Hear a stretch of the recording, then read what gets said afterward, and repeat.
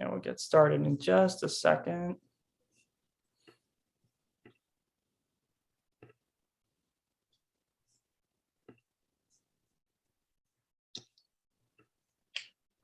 Okay. All right. Good evening, everyone, and welcome all to our webinar series brought to you by the Mount Sinai Hospital, Marie, Josie, and Henry R. Kravis Center on 85th Street. I am your host, Frank Vera, and along with me tonight giving our presentation is Marnie Friedman, presenting Eating for a Heart-Healthy Lifestyle.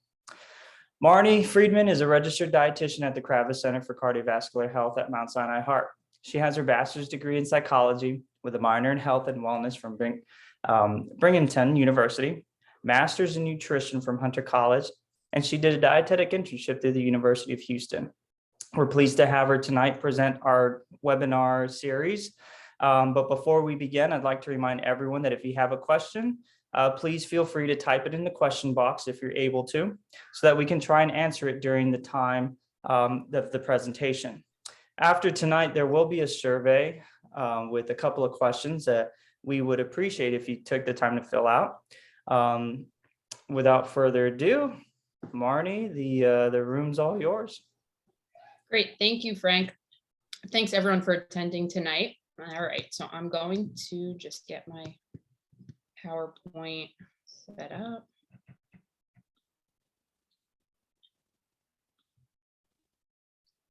And share my screen.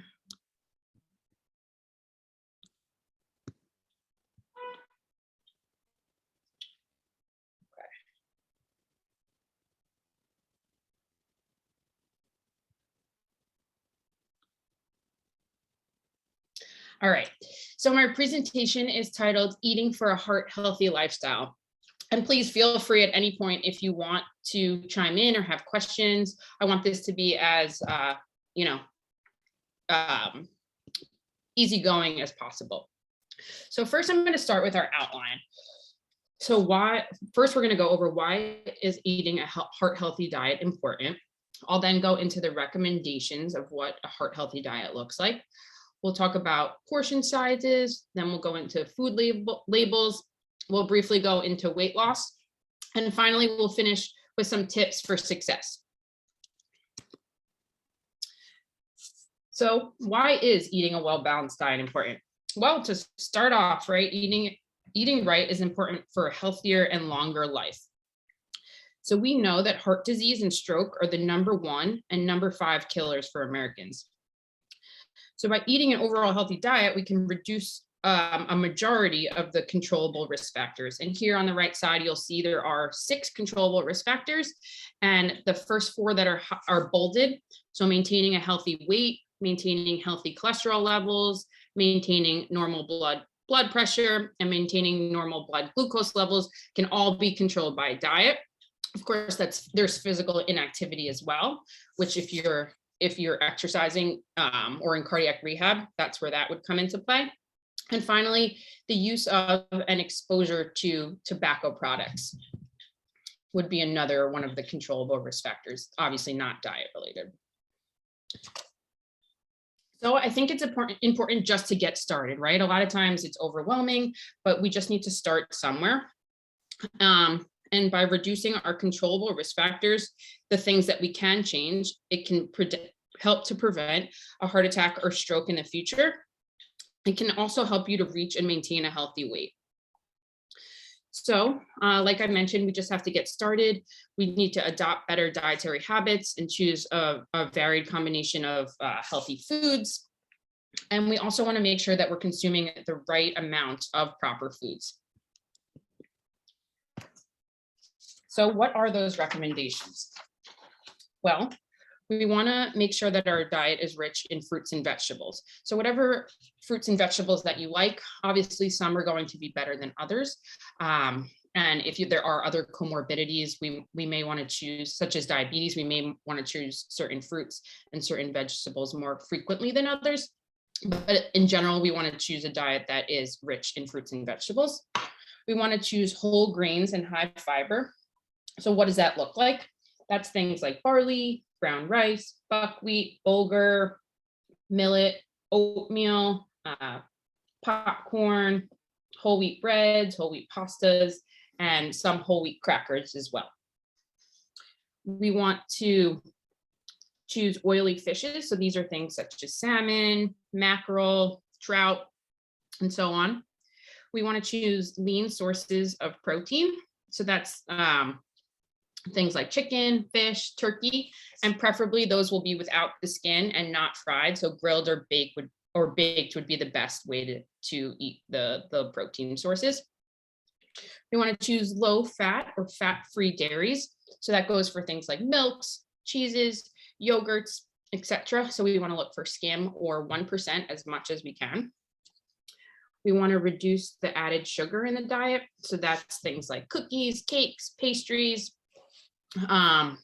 candies, sugar sweetened beverages, things like juices and sodas, things like that.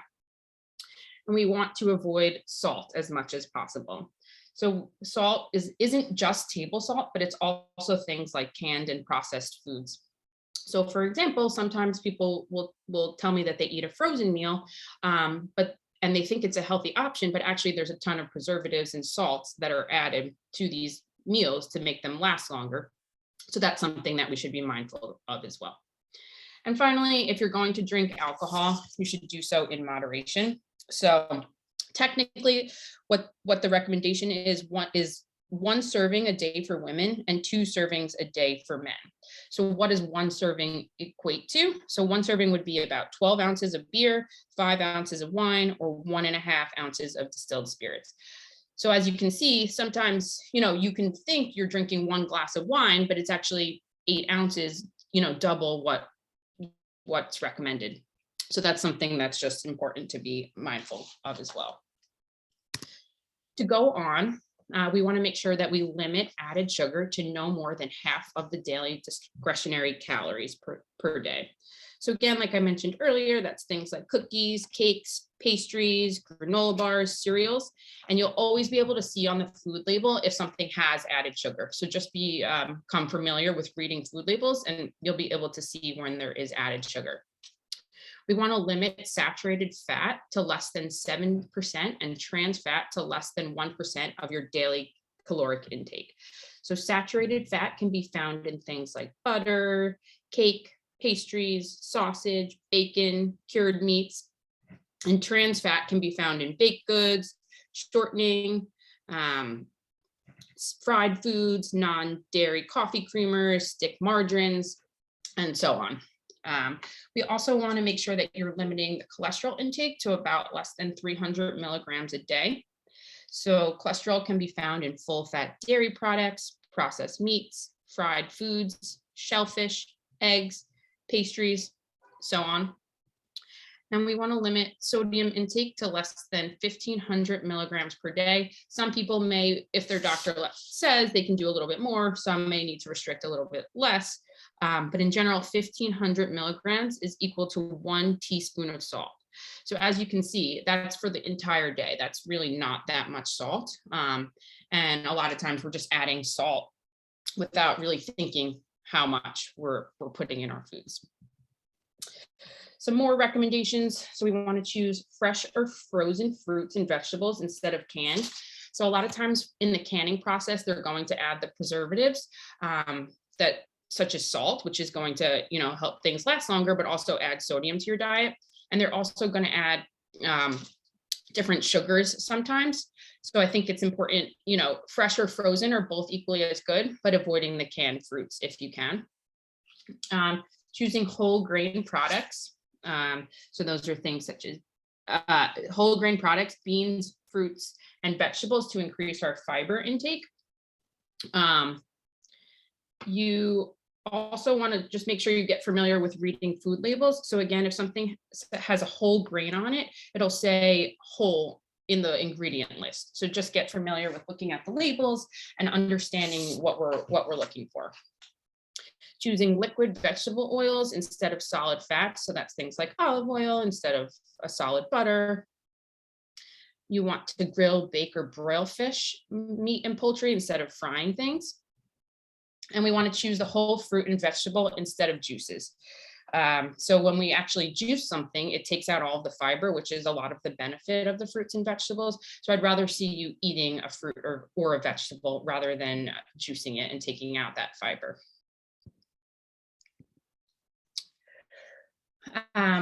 Some more recommendations: we want to limit foods and beverages that are high in added sugar. So those are things like, cookies, cakes, pastries, sodas, juices. We want to avoid the high calorie bakery products. And we want to remove skin from poultry and fish before eating. So that takes a lot of the fat out of it and makes things a little bit healthier. So what can we do? Well, I think it's important to get familiar with different spices, right? So we want to try a variety of herbs and spices to enhance food's flavor without adding salt. So get creative, right? Try different things. There's a tons of spices in the supermarkets. So, trying different things, learning what you like, experimenting with different recipes is important. Limit the use of salt when you're preparing foods and at the table. So a lot of times we will say, for example, we're about to eat a soup. We may just add the salt into the soup before we actually taste it. So taste the food, see if you actually think it needs a spice, and then, kind of base your decision off of that. And finally, when we're using commercially prepared foods, we want to get familiar with checking the sodium content on the food label. It's always going to be listed. So just, again, we'll get into that later on, but learning how to read the food label is really important if you're not already familiar. So next, I'm going to get into portion sizes. And I think this is a really important concept to be familiar with. So a lot of people will confuse portion sizes with a serving size. So a portion is when you sit down at a table and say, for example, you cooked a meal and you sit down and you have a portion of food on your plate. But that may not be what the appropriate serving size is. A serving size is a standardized unit of measure. So for example, a cup or an ounce that we know is, what the serving is. So for example, as you see here on the left, this bagel is actually one portion size. So you go to the bagel store, you order a bagel with cream cheese, but it's actually 2 servings. So that's an important thing to kind of keep in mind when we are, learning portion sizes. So these are kind of good things to use as references. So a baseball is about the serving of 1 cup of vegetables or fruit. A deck of cards is the appropriate portion for meat, fish, or poultry, which comes out to be about 3 ounces. A hockey puck is 1 serving of a bagel. So as you can see, that's pretty much half of the bagel. Sometimes, New York bagels are really big, so that could even be, a third of a bagel. 1 ounce of cheese is equal to about the size of 3 dice. And a baked potato should be about the size of a computer mouse. Oftentimes we'll eat a baked potato that's 3 or 4 times that, right? So again, just important to keep these things in mind. So now we're going to play a little game, and we'll use Frank as our subject, but feel free to write in the chat box to, be engaged with what we're going to talk about. But Frank, what do you think the appropriate portion of nuts is? I would say maybe like a canister, like half the canister and what they come in, like how the Planters nuts come in those small little containers. Maybe half of that is a portion. Okay. I'm gonna guess that. So no, and we're getting a comment just in. Oh, great. Someone typed in 7. 7. So Okay, that's a good guess. Yeah, 7 almonds. Okay. Yeah, so I think my portion size, according to this comment, is a lot. That would be like 40 almonds. We have 10 coming in too. Okay. And also, does it depend on whether they are plain or not? So that's a really good point and comment to make. Yeah, that's a great point. Yeah. So the next slide here. Oh, let's see. So a serving of nuts is about the size of a quarter cup of a measuring cup. You can also use these other things to gauge it, like so about the size of a shot glass, what you can fill flat on a 3x3 sticky note, a small baby food jar, about a handful of nuts in your palm, or a small spice bottle. And to go back to that question that we had about depending on what was it, if they're salted or not? Yeah, it was the depending on how they're served. Like I think, and I'm assuming that they're flavored, salted, sweetened, or something. Yep. So that definitely plays into it. So sometimes salted nuts will have, 600 milligrams of sodium. So that in that instance, we would probably want to limit it a little bit more. So definitely a good point to bring up in terms of how the nuts are prepared. So next, what is the appropriate portion of popcorn? So, right, we sometimes sit down at the movie theater and we have a whole bucket in front of us, and maybe we're by ourselves, maybe we have a friend with us and we can eat the whole thing. Is that the right portion, Frank? Yeah, for me at least, a big bucket of jumbo popcorn. And it could definitely last me the whole hour and a half I'm watching the movie. And that's usually what happens when I'm distracted doing something. When I have a big portion size like that, I could eat through the whole thing. Mm-hmm. Yeah, definitely. And a lot of people are similar to you in that. But actually, the appropriate portion of popcorn is about 3 cups. So this shows a little bit more in this picture here on the right. But if you were to take a cup, we want to just measure 3 out. We can put it in a bowl, and that would be our portion. So another important, thing to keep in mind. And then finally, what's the appropriate portion of dried fruits? And again, if anyone wants to share what they think, or Frank, you can go ahead. Well, I'm gonna try and make an educated guess here because they are sweetened. I'm gonna go with less than half a cup and maybe a quarter of a cup. Yep, that's a pretty good guess. So about 2 tablespoons would be a portion of dried fruit. So definitely good guess there. Yep, okay. So next we're going to talk about label reading. So when we look at the back of a food label, right, any food item, it's going to have a nutrition facts panel. So we first want to start with what the serving size is and how many servings are in the container. So for example, here, this particular item, 1 slice, let's say it's a slice of bread, is the serving. So for example, if you're making a sandwich, we were using 2 slices of bread, we would then need to double all of this information in that case. But, for argument's sake, we'll just use 1 slice here. So we start there, we look at the serving. So there's 1 slice of bread. There's 160 calories. Next, we want to move down to the calories. So there's 160 calories in that serving of bread. Again, if we doubled it, if we made a sandwich, we would have to double that number too.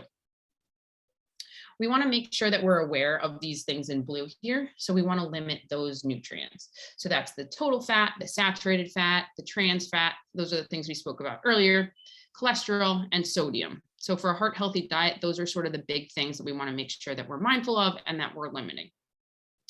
And then we want to make sure that we're getting enough of the nutrients that are in yellow. So we want the more fiber in general, the better. But we'll talk about what we're looking for on the next slide in terms of fiber content. And we also want to make sure that we're getting those vitamins and minerals in. So finally, in orange, what we're going to look at here is just a general guide and a way to sort of just to understand the food label. Basically, if something shows 5% or less, it's considered a low item. And if it has 20% or more, it would be considered high in that particular nutrient.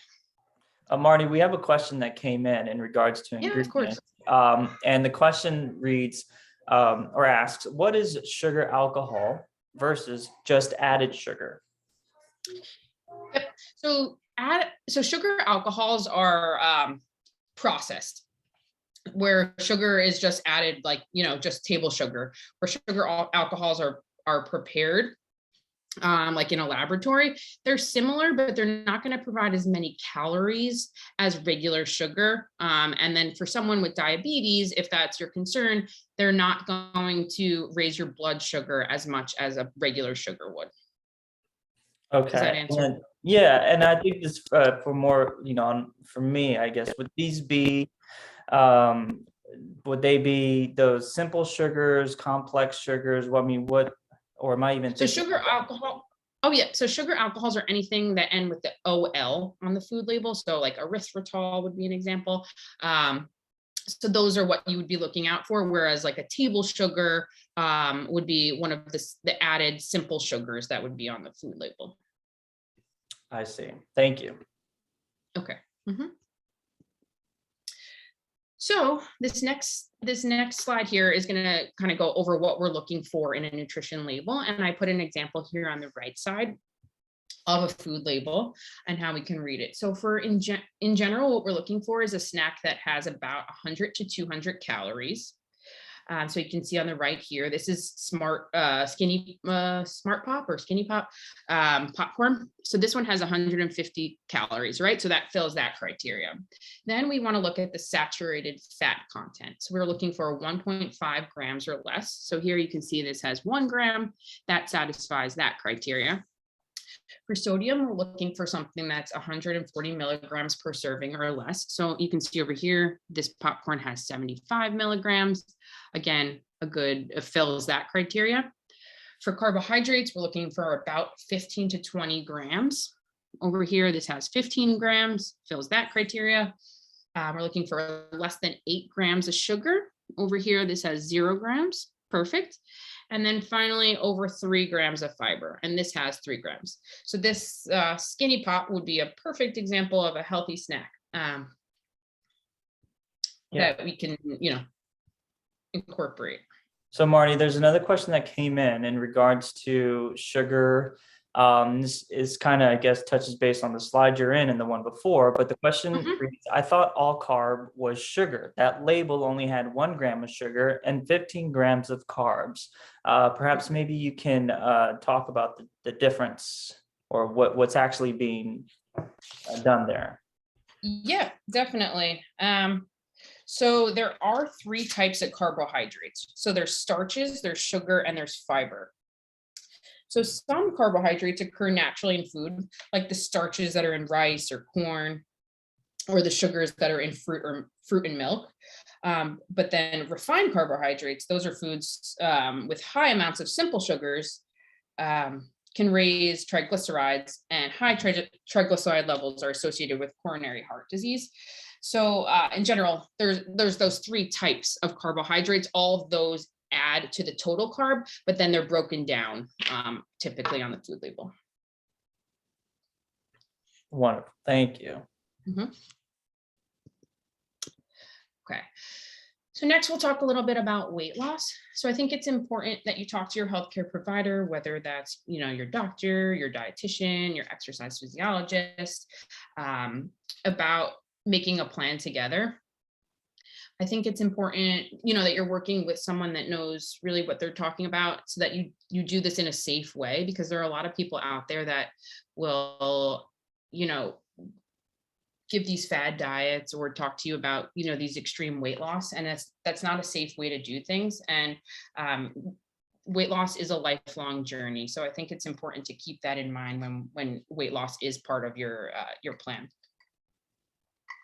It's important to know your body mass index. So the standard for the considered to be normal would be 18.5 to 24.9.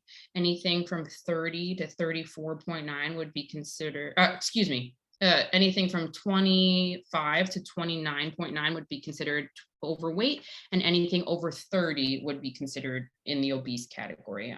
And then of course it's broken down into different classes based on how high the BMI is. To achieve steady weight loss, we want to aim to eat less about 200 to 300 calories less each day. And that can vary from person to person, but in general, that's just a good way to think about, creating that calorie deficit. And then finally, physical activity plays into weight loss as well. So that's where, Frank and the exercise physiologist would definitely be able to help. So I think there's 3 important things to keep in mind about weight loss. So as I mentioned earlier, or as I just mentioned, weight control is a lifetime project. It's not something that we want to do in the short term. And all these short-term rapid weight loss diets actually fail in the long term. So if you can't see yourself doing it a year from now, 3 years from now, something that you can maintain for a lifetime, it likely wouldn't work. And finally, the key to long-term weight loss is a lifestyle change. So it's not just a quick fix, right? We have to think about our whole lifestyle. So whether that's, incorporating more physical activity, reducing our calorie intake, eating healthier foods, doing meditation, just normal health maintenance. I think that's another really important thing to keep in mind. And finally, some tips for success. So I think it's important that we make eating an activity itself. So don't pair it with something like watching TV or reading, because often that can lead to overeating and mindless eating. You can make lists when you go to the store. So, create a grocery list and stick to it. Planning ahead can keep you on track and reduce the temptation to buy items that, would defeat your healthy eating pattern. A lot of times, if you go to the grocery store hungry or, right after work, and you can just mindlessly pick up foods from the shelves, you may pick things that you wouldn't normally have if you had created a list prior. It's important to focus on what you can do, right? So you can eat more fruits and vegetables. You can substitute low fat or fat-free dairy products. Those are things that are easy to achieve and you definitely can do. So focusing on those can be an important way to be successful. We want to stay positive. So to go along with that, sometimes it's easy to get down on ourselves, but I think it's important that we keep a positive attitude when it comes to eating heart healthy and if weight loss is the goal, losing weight. And finally, take baby steps. So if you're the type of person that can't make a whole change all at once, choose 1 or 2 areas in your diet to modify as a beginning place to start, and then go from there, right? I think sometimes it's overwhelming, but if we take baby steps, we'll be a lot more successful. All right, and these are my references. And now I'll open it up to any questions that anyone may have. Thank you, Marnie. I did want to make a point on one of the tips that you shared earlier. The number 1 was to not eat mindlessly. I think you made a comment about that. And it's interesting because we talked about that last month with Monica when she make eating the activity. That one. Yeah, we talked about that last month with Monica when she went over mindful eating. And I think that's an important thing that all of us, during this age, we tend to do multitasking while we eat dinner, TV on, or we have our cell phone next to us and we're scrolling through, emails, messages, or funny memes that we've been sent throughout the whole day. But that is a really good tip to keep in mind, is to make eating the activity and sit down and taste your food, look at your food and, things like that. I like that tip. We did have a question that came in while you were talking earlier. The question reads, how many eggs can I eat in a week? Do eggs raise cholesterol? So that's a great question. And eggs are sort of one of those gray areas. So the whole egg has, the yolk inside the egg has cholesterol. So if you're eating, say, for example, 1 full egg and 1 of just the whites, that's fine. Or if you're just eating egg whites, that's totally fine. I would limit it to no more than 4 to 5 whole eggs for the week, but you can definitely add as much yolk as you'd like, as much egg whites as you'd like, because the yolk is where the cholesterol is housed in the egg. Yeah. The next question that came is should you eat before exercising? Does it affect your metabolism? And I think you and I can maybe tag team on this one. Mhm. But I can start off by just saying there's certain situations where eating before exercising is important. For instance, patients with diabetes or individuals with diabetes want to make sure that blood sugar levels are appropriate before engaging in any type of physical activity or exercise. Mhm. So for that instance, Marnie, you could probably provide some healthy, nutritious snacks, something light before you Yeah. exercise. Yeah, definitely. And I think it sort of depends on the time of day, right? So if you're exercising first thing in the morning and you had just eaten your breakfast, I don't think you need to eat something directly before. And it also depends sort of on the intensity of the exercise. So if it's just, something light or nothing too intense, I don't think you necessarily need to eat something before. I mean, if you ate breakfast an hour or two before, that would still be okay in terms of fueling your body for exercise. The only time I would say definitely make sure you wake up and give yourself some extra time is if it's first thing in the morning. Say you're, a morning person, you exercise at 6 a.m. and you wake up at 5, then definitely, give yourself that cushion to eat some food. But if it's, within 2 to 3 hours of a meal, you're okay you don't need something directly right before.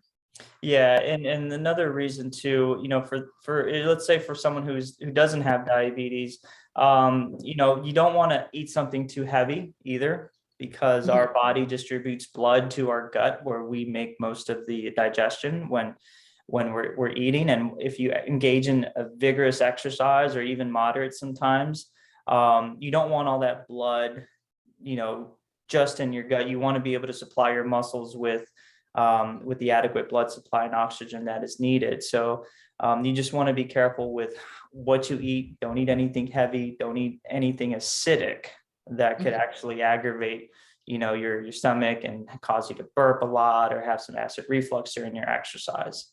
Mhm. We have another question that came in. Does a high carb, low fat diet contribute to ND of type 2 diabetes? I'm not sure what ND and means are on that one. But does a high carb, low fat diet contribute to ND of type 2 diabetes? So, I mean, a high carb diet in general, yes. If you're eating a lot of refined carbohydrates, especially, it can lead to diabetes down the road. So I'm not sure specifically what you mean by that, but in general, a high carb diet, lots of excess carbohydrates, having higher blood sugars, um, could down the road lead to diabetes. Wonderful. So I don't see any other questions coming in. Um, so I guess we'll just end it there. Okay, Marnie, well, thank you so much for tonight. I feel like I've learned a lot, things that I can great. take for myself and things that I can share with our patients at cardiac rehab. Um, we, like I said, there will be a survey that comes in at the end of this webinar after it ends. If you have a question that you perhaps came to you after this was over, type it in the free text box and we'll try and email you back with our answer. I want to invite everyone who is here tonight to attend next week with Monica. She usually provides a mindful or mental health type webinar. So next week it'll be held, I believe, on Wednesday. Our calendar is on the newsletter with the time starting next week at 6 p.m. So thank you everyone for joining us and hope to see you next Thank you. time on our webinar. Marnie, thank you so much and good Thank night you, to Frank. everyone. Good night.